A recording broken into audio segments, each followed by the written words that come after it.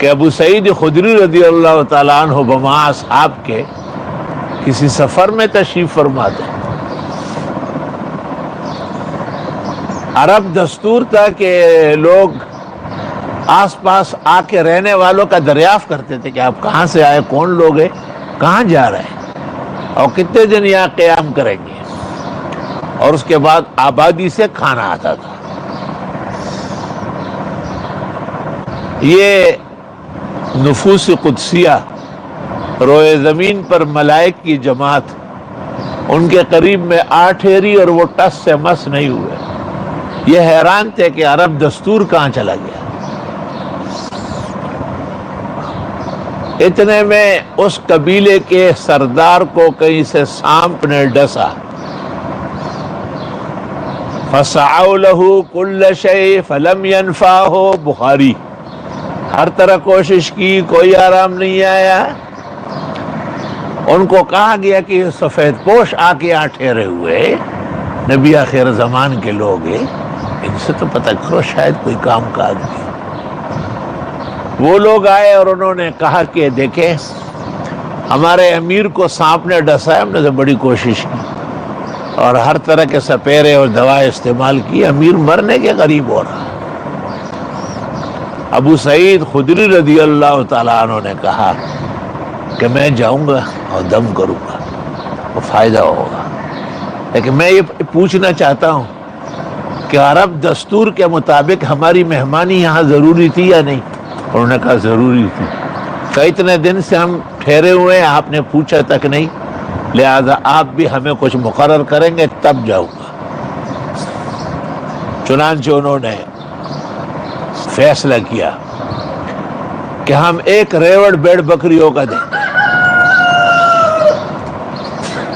اس کے بعد ابو سعید خدری رضی اللہ تعالیٰ عنہ صبح و شام بخاری میں 3 دن گئے۔ دم کرنا کوئی آسان کام نہیں ہے کہ مولوی صاحب والی دم ہو جائے، دم کام ہے، ھذا فعل عظیم و عجیب۔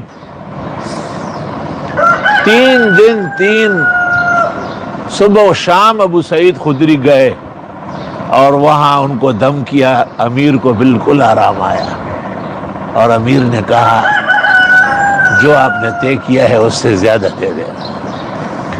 3 روایتیں ہیں، ایک روایت میں ہے کہ 30 بکرے تھے، دوسری میں ہے کہ 80 تھے، سنن کی ایک روایت میں 120 ہے۔ علماء دین کہتے ہیں کہ 30 بڑے ہوں گے اور ان کے بچوں سمیت 80 ہوں گے، بعضوں کے بچے 2 3 ہوتے ہیں، وہ ملا لے تو 120 ہو جائیں گے۔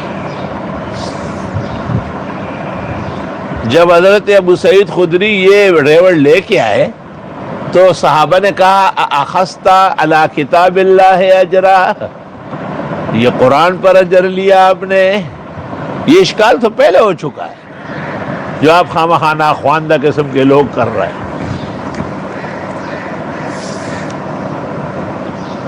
چنانچہ مدینہ منورہ پہنچ کر رسول مرسل نبی مکرم صلی اللہ علیہ وسلم کی خدمت میں عرض کیا۔ آپ نے ابو سعید سے پوچھا کون سی سورت پڑھی؟ تو فرمایا گیا کہ فاتحہ، اور آپ نے کہا بے شک اس میں ہر مرض کی شفا ہے، اور پھر فرمایا کہ جو بیڑ بکری علی آپس میں بانٹو پورے لشکر میں، اور ساتھ یہ بھی کہا کہ میرا حصہ بھی مقرر کرو۔ اس روایت کو صحاح کی تمام کتابوں نے نقل کیا ہے۔ اس کے بعد کسی فقیہ یا مجتہد کا یہ استدلال کہ طاعات پر اجارہ ناجائز ہے محل نظر ہے، اور پھر یہ استدلال کرنا کہ قرآن پڑھنے والا خواہ قرآن خوانی کرے یا قرآن پڑھنے والا تراویح میں پڑھے، اس کو کچھ اکرام اور اعزاز کی نیت سے دینا ناجائز ہوگا۔ اس عاجز اور فقیر کو یہ تمام استدلالات علی خلاف ما عہد عن رسول اللہ صلی اللہ علیہ وسلم معلوم ہو رہی ہے، اس لیے اس قسم کی تمام فتاویٰ کبار کے ہیں یا صغار کے ہیں، ساجس کے نزدیک رد ہے وہ، کیونکہ ان میں سے کوئی بھی پیغمبر کے ساتھ نبوت میں شریک نہیں ہے، آپ نے وہم تک ظاہر نہیں کیا۔ یہ استدلال کرنا کہ امور دنیا پر جائز ہے، حضرت بنوری نے کہا وَالْعِلَّةُ تَقْتَضِي أَن تَعُمَّ، یہ استدلال کرنا کہ امور دنیا کے لیے تو خیر ہے لیکن امور آخرت ایصال ثواب کے لیے منع ہے۔ شان ورشا کہتے اکف لسانی عنہ، میں اپنی زبان کبھی بھی ایسی نہیں چلاؤں گا، یعنی یہ بھی غلط استدلال ہے۔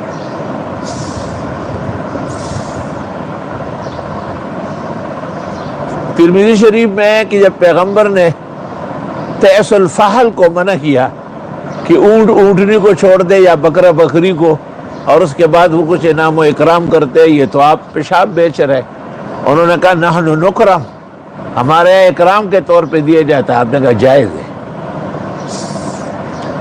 تو پیغمبر نے جب اس کے اصل معانی اور اصل ماحول سمجھ لیے تو فتویٰ بدل دیا، یہ فتوے نہیں بدلتے ہیں، اور ہر سال میرا اور ان کا جو ہے نا گتما گتمی ہوتی ہے، میں ان کے لیے تکڑا ہوں اللہ کے فضل سے۔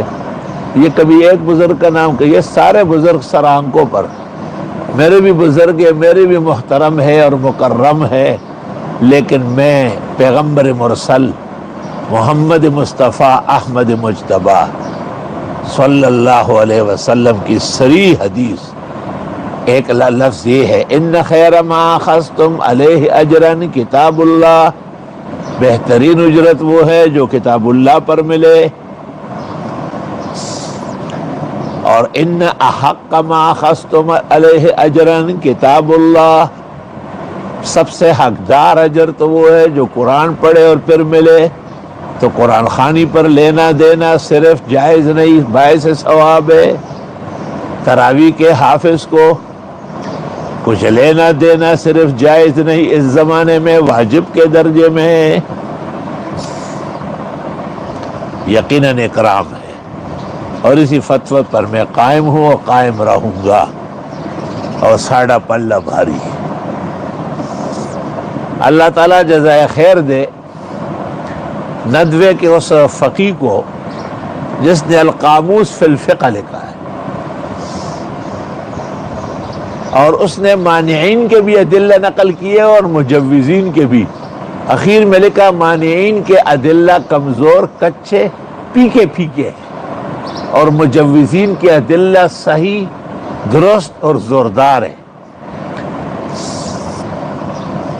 علامہ آلوسی نے بھی روح المعانی کے اندر وَلَا تَشْتَرُوا بِآيَاتِي ثَمَنًا قَلِيلًا پر لکھا ہے کہ وَذَكَرُوا فِي الْمَنْعِ أَحَادِيثَ لَا تَصِحُّ، ممانعت کی حدیثیں صحیح نہیں ہیں، وَقَدْ صَحَّتِ الْأَخْبَارِ وَتَضَافَرَتْ أَقْوَالُ الْعُلَمَاءِ عَلَى جَوَازِ ذَلِكَ، صحیح احادیث اور علماء کے ہر دور کے اتفاق سے اس کا جواز معلوم ہو رہا ہے۔ کائنات اسی پر آباد ہے الحمدللہ۔